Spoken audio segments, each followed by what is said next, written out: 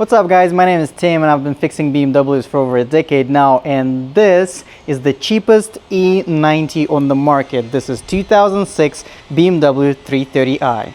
I bought this car for $800, as you know from the title or the thumbnail, and there's plenty of wrong with it, but that's kind of what I like. So let's start going over the issues that we currently have. Like, I didn't do nothing to the car yet. I didn't touch it at all. It's like everything you see is how I got it. So first of all, the car doesn't start.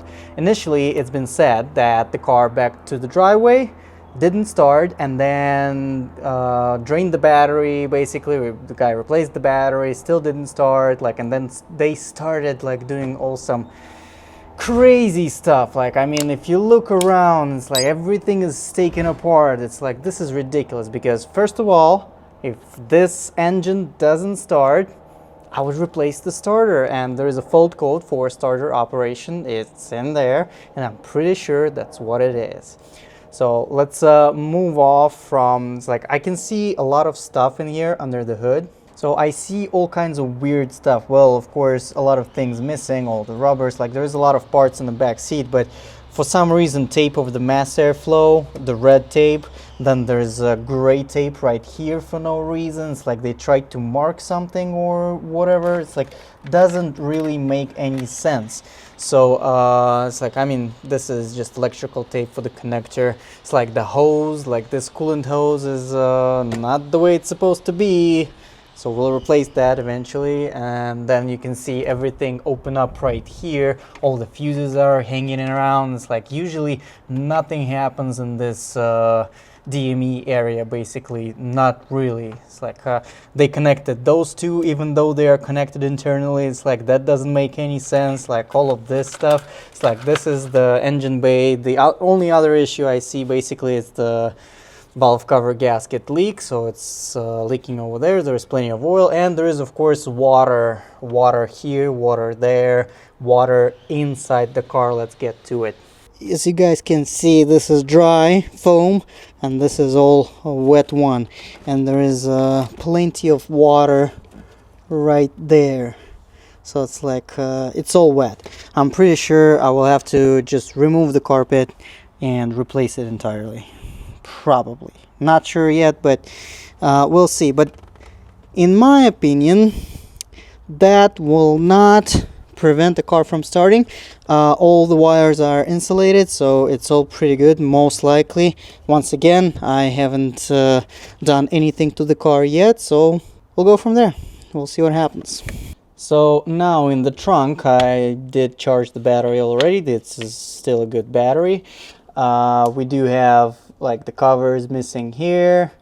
The fuses seem to be all right, but you kind of never know. So we'll plug it in and let's scan the car. Let's see what's inside in there. I mean, there's a lot of under voltage codes. We'll plug it in and see what happens. And let's scan the whole car. Of course, there's all kinds of malfunctions. Nothing works pretty much. Absolute gamble of a car, but for 800, I mean, could be a fun project. And 330 is definitely an interesting car. All right, so we have not matching what? Okay, which win do we want to use? Multiple bends. So some units probably not from this car. Let me see.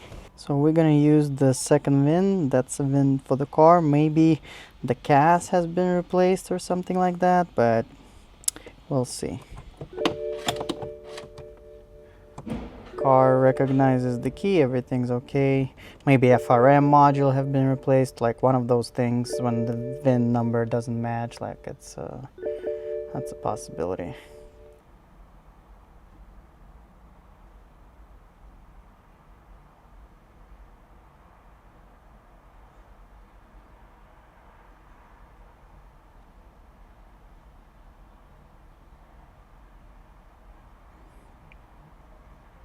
Not too bad.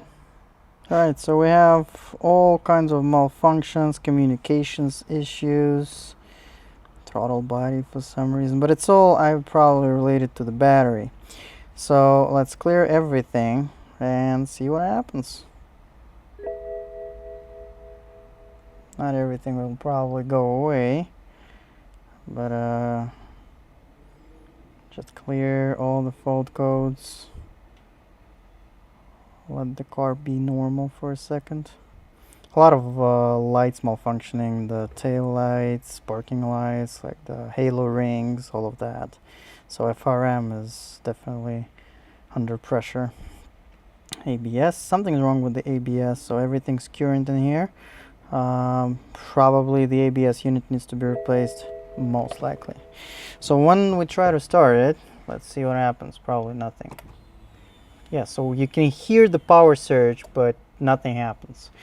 And that, my friends, most likely, let's scan the CAS module for it. It's probably the starter operation, so yep, there it is. That's the code.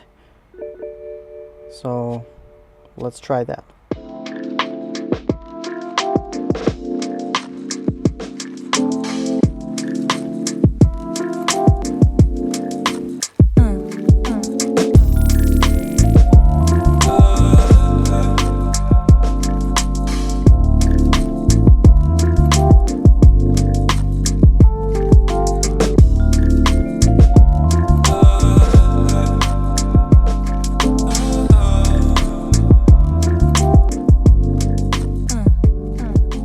Right now we need to test if the starter works. I did crank it before I assembled it, so the starter actually works, although it was missing, it's like ground, but after I provided it and then I removed it, it was doing it on its own. So let's see if the car fires up and if it leaves.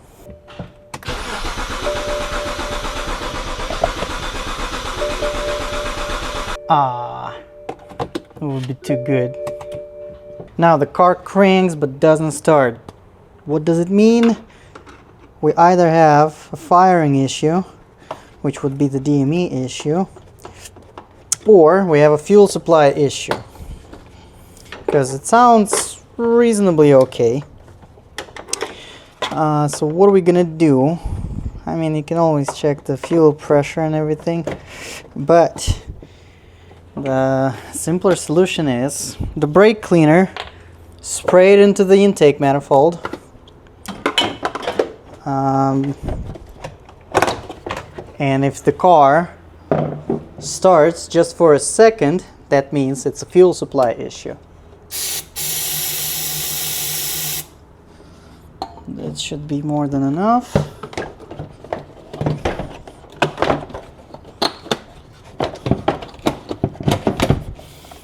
Plug it in, plug the muff back in. Let's try again.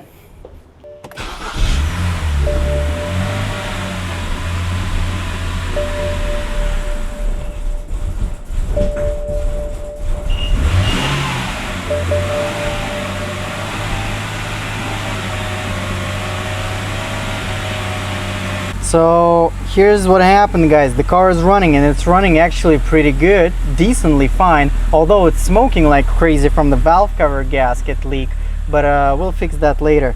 Here's what was been the issue, the culprit. The DME and the CAS didn't communicate properly, so I had to reconnect them basically, and the car fired pretty much right up. So the car is running. I'm pretty happy with the result. Everything's okay. We'll continue fixing it up, but for now it's a great result. This is it, guys. The car is actually running, and it's running okay. I have a shit ton of messages for the DSC module malfunction. I'll investigate later, but most likely I just need to replace the unit. Something wrong with the valves in there. We definitely need to do the valve cover gasket because it's smoking insanely a lot. And then just assemble everything back together. But in the end of the day, the car is running. The engine is running okay. For just like what you could expect, it's definitely a win. So I hope you guys liked that video, and stay tuned for more project updates and more videos to come of repairs. Thank you.